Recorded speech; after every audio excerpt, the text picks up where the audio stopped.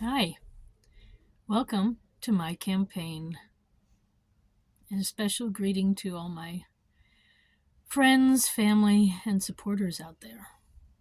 I'm Susan B. Lochocki, and I'm running for President of the United States as a write-in candidate.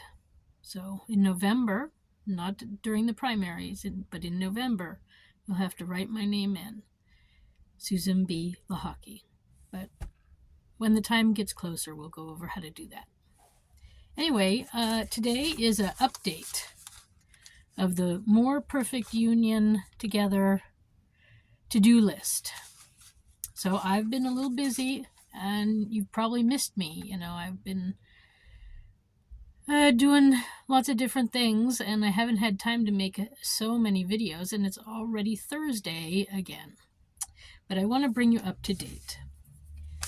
Because, I think it's important, and it's also good for people who may want to do this after me, to be transparent with what you're doing. It's an interesting process running for president, and or any office for that matter, and it's good to guide and show and just be transparent so people know what's going on.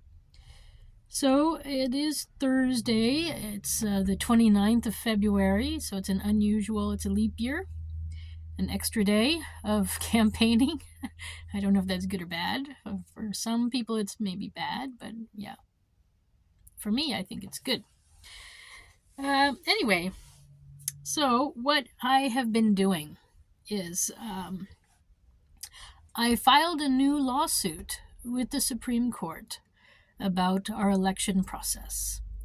I did one of these emergency ones that you direct to a specific justice, and let's see what happens. So I asked the question, is it constitutional to force U.S. citizens to register to vote to have their vote counted? And in my opinion, it's not. According to the 14th Amendment, it's not. And in many other places in our Constitution, our U.S. Constitution, it states that it's also not. It goes against our liberties. So let's see if I'm right. Let's see if the judge agrees with me and if we can move forward with a new form of election process. Because what we have today is not working, and we have a lot of fraud in the system, and the two big political parties have been running our country in a wrong direction, in my opinion. So we need to hopefully get this passed, and then we can move forward. But it's now in the hands of the Supreme Court. I don't know if we'll hear soon, or it might take a week. I don't know. So let's fingers crossed it goes well. Then I have an RV again, and I'm on the road. So if you see me around, don't honk, because that can, cause an accident. But just send me a little text, or not a text. Send me an email on my website.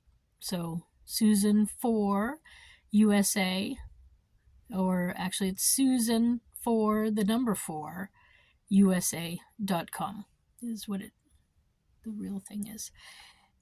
So send me an email there, and then from the contact page, or I think my email address is also listed, so you can send it directly, and just say, hey, I saw you in whatever state you saw me in. So I started with this RV in Arizona, and I wanted to check out the border, but I wanted to do it privately. I didn't want a lot of people knowing about me and stuff like that, so I did it a little incognito to see how things are. And to hear the Republicans, it's a disaster. But I will say it's not 100% under complete control, but the border patrols are doing a fantastic job. There are gaps in the wall. I've seen the wall, and I'll post some pictures later too about this. So definitely there are gaps, and people can come through. My understanding is that some people come through, and because it's so hot and they don't realize how big the desert is down there, and there's even lots of mountains too, that they end up dying coming across if they do it in illegal areas, because they don't have enough water with them usually, and they don't know where the next watering hole is or whatever. So yeah, it's not easy. And I think what we're seeing in the pictures is it's a hot day, and then people go swimming in the water. So if you see some water pictures, they're probably just people at the border taking a dip in the water. Then what you need to know is that people in other countries can come into our country right now. And they can come in, especially Mexicans, can come in for up to 3 months. And after those 3 months, though, they have to go back out again. But oftentimes, I guess they don't, and that's when they become so illegal. And then other people coming from other countries, I haven't looked them all up, but they also possibly can come in for 30 days or even 3 months also, and then they have to leave. But we have some possibilities here that I think no one's really thinking about. But let me first state that yes, there's lots of cars coming across on a daily basis, and if they're bringing people in that are illegal or not, it could be if they're illegal or not, if they're planning on staying and hiding. We don't know, but we do have an open border because we're not at war with Mexico, and in fact, we're also not at war with Canada. So we have open borders. So that is completely normal. What I noticed too is that there's the patrols are out. They are driving across, along the wall and making sure that people don't come in.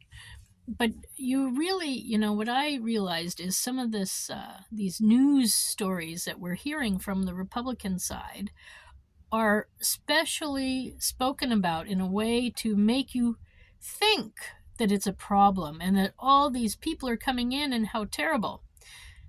But they don't specifically say that they know that these are bad people.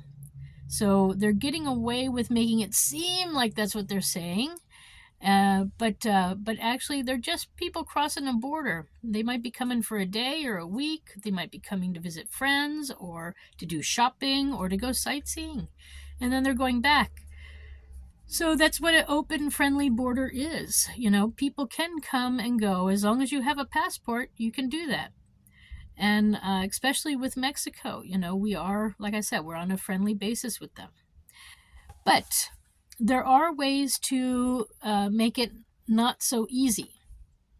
So first off, since we are the USA, what we can do at our border is have a special entry lane, or maybe even two, for people who are US citizens or green card holders. And so those people get to come in quickly. They don't have to go through so many checks, and they're just in and done, right? Then we can have one for people who have appointments at the border, or people who are coming in legally. And with that said, the other thing that I would like to add to that legal status is one way to keep the bad people out and bring in good citizens, good future citizens, is to increase the number of legal people that can come in. So, for instance, I don't know what our level is with Mexico. If we say 1 million people can come in legally a year, and stay and become green card holders and whatnot, or have employment in our country but still, be Mexican citizens or wherever they're from,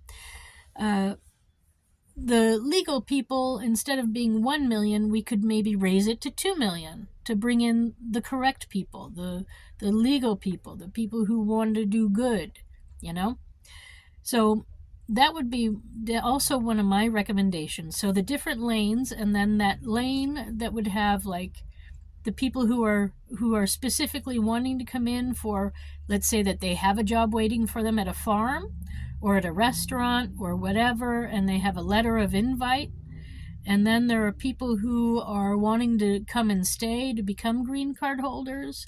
So that lane would be for them. Again, it would be a fast one. And then we can have a lane for other. And that's for the people who just show up, who just are like, hey, we want to come to the USA. And they don't know why or whatever or what they're going to do or, but they're not at all coming in as a legitimate person going to stay for a period of time, more like a tourist sort of concept, which could lead to illegal activity. But we'll pretend that we think that they're coming in as a visitor. So those people, and also the ones coming in with documentation and whatnot, we can ask those people, in fact, to fill out a piece of paper that states their name, their home address, and where they're planning on going in the United States. And then we can also ask them to pay $25 or something just to come in across a border to be in the United States for the day or for the 3 months. Then if they're driving a car, we can also charge for the car use of our highways and our roads, like $25 or maybe 30, I don't know. And then we can also tell them, they need to pull up, get out of their car, go over to a booth, fill out this paperwork, and then get back in. And that way we can be sure that they're okay, they're not hiding anybody, how really, what is their plan to be there, So we can give a few obstacles. We don't have to leave the door completely open. And maybe that's a solution, to slow down the amount that come across and to really sort of make sure that they want to be here. So charge them a little bit of money and ask them to pay for road use if they're driving. A lot of people are coming across by foot, so they just can fill out the paperwork and then pay the money and continue on their way. But yeah, so I think that's a good solution, possibly. And then also if there's like 5 people in a car, then of course the driver will pay for the car being used on the roads and himself or herself. But then the other people in the vehicle also have to get out and fill out that form and pay their way, the $25 to get in. And then this also includes showing ID. So people will have to have passports to do with this. You don't just come through. So I think that would be a good solution. Plus, we have to separate the lanes because right now U.S. citizens are having to wait to get through. And if we make a specific lane or two for our own people, for our USA citizens, that will encourage them to travel and go do other things too. I don't know how Mexico is treating people going across the border. I do know I tried, but I was in my RV, and they looked at me. They looked at their surroundings, I suppose, which I thought it looked safe there. I was El Paso. I was in El Paso, and I crossed over, but they sent me back because I don't know. I didn't have a place to go, and I was just seeing what it was like in Mexico. So officially, I've been in Mexico. I've never been there before, but I was about a week ago. But they didn't want me, so they sent me back. And then I had to go through all these leaps and hurdles and everything to get back into the United States. I started fearing that I wasn't going to get back in. But anyway, so I made it back in. And after that experience, I did not cross the border again. I did go along the border and I looked at the different bordering places, but I did not try to cross over again. Then, Elon Musk. you were down at Eagles. I forgot the name now. Eagles Pass, I think. And I looked at where you were, and they have it all barbed wired up now. So I don't know what you were seeing. I think you were just seeing normal people coming across the bridge or whatever. But maybe I'm wrong. But I think you know, people do have to come through the proper channels. And if barbed wire is doing the trick, it's not pretty to look at, but it's a temporary fix. And so yeah, it does seem to be doing. I didn't see any people there, so just to let you know that that they've got the border patrol have it under control. But they have other gaps that are not being manned, but maybe they don't need to be manned. It could be mountainous or desertous around there, and then there's just no need. But whatever. I think our people are doing a good job. I don't know if the National Guard needs to go down there currently, like Abbott is doing. I think he's exaggerating possibly the problem, and maybe just the border patrol people just need to keep doing what they're doing, and maybe this new strategy that I have planned might help to slow down people coming across, but speed up the right ones. Um, I will say that in a few areas in Arizona, there were some sketchy parts that I took a wrong turn, and I noticed some people sort of waiting on the other side of the border for possibly people coming across. And when you see something like that, you should call the FBI and let them know, or Homeland Security. I'm not sure actually who I'm supposed to call, but I think both organizations will take the information. So this is the important thing. Silence is a haven for bad actions, for bad people. They'll just continue to do their bad things if nobody says anything. But these places, FBI, CIA, Homeland Security, they have websites now, and it's really easy. You just go and you fill out the form that they have to the best of your ability, and then you send it. And then they will look into it and do their best to solve the issue. So, yeah, I can only encourage people to send their information to the FBI, CIA, or Homeland Security, and it helps. It's also then documented, and there's a chance for then change. So I think this is highly underused, using this format. So you can do it right on your mobile phone. You don't have to get a computer or anything. And or go to the library if you don't have your own computer or mobile phone. Go to the library, they have those, and you can do it there. But I think that's also part of the problem, is people aren't saying anything. We're all too busy, is part the other part of the problem. Sorry.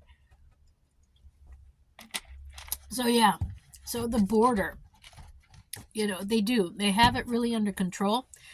And now that I said that about the FBI, this weekend I do have to contact them and let them know what I saw. But yeah, it's hard to get everything done and run for office, and just do all the things that life that's necessary in life. So yeah, so some of the other things that I had happen is my RV lost power, so 3 times in a week and a half, 2 weeks.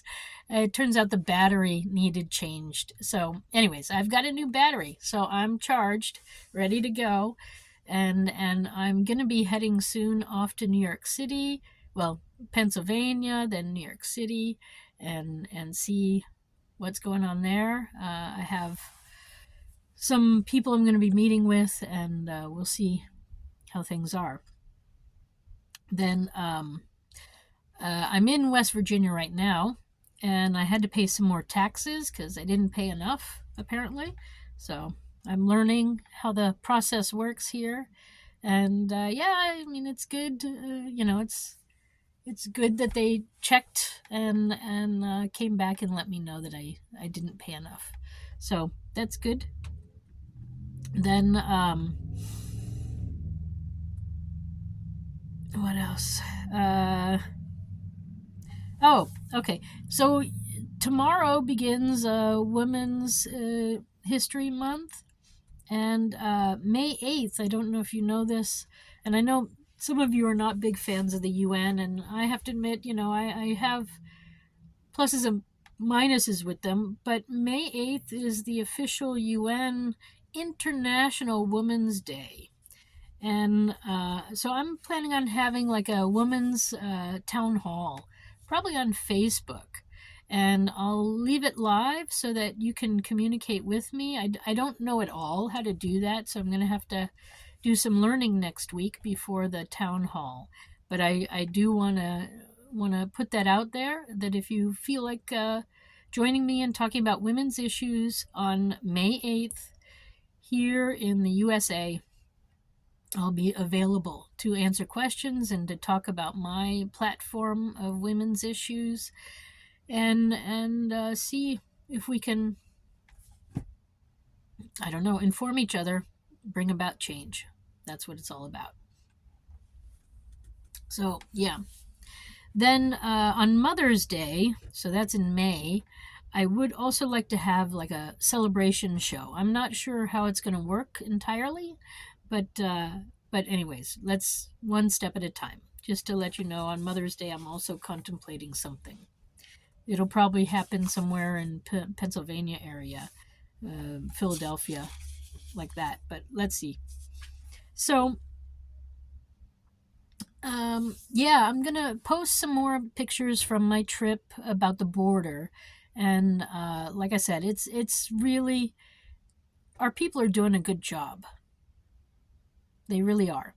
The one, well, yeah, no, we'll leave it like that. Our people are doing a good job, and things are not as bad as and gloomy as it seems. Like I said, some people might be in those pictures that we see that the Republicans are pushing. Some people might be just coming across for a day or to visit family members or something simple, and then they're going home. But they don't show that part. They don't interview these people. They don't stop them and say, "Hey, who are you?" So they're just taking pictures and making up captions to it. It doesn't make sense. Transparency. Again, that's what I'm about. Like I said, I'm working on election reform already and getting rid of this duopoly that we have. I suppose, maybe I should do this part here too. I really wanted the Republican Party to come in my direction because it's Lincoln's party. And I'm a big fan of Lincoln. But as I was trying to start up my campaign this year, I watched them manipulate imagery and just all the lies. And I have some documents. I guess I'll do a special video on the Republican Party and my experience. There's so many good people inside of the party. And this is the part that hurts me the most, is that these people are great. But then there's so many people in there doing bad and selling lies, and I just can't take it. So, I had to give up my dream of Lochocki Lincoln combination, and now I'm just a write-in, a write-in candidate in most states and independent in a few. But yeah, I just wanted to share that with you, that I was really trying and hoping they would pick up my platform. And I think they were leaning towards it, but it's just too much for them. They're just not ready for a platform like what I'm offering. So yeah. But on that note, don't forget that your representatives are representing you. So you should check and see what they're voting on in your town and in your city and in your state. Because we've got a lot of people in there that are illegal, as you know, because of the fraud. and they're just voting for whatever they think they should vote for.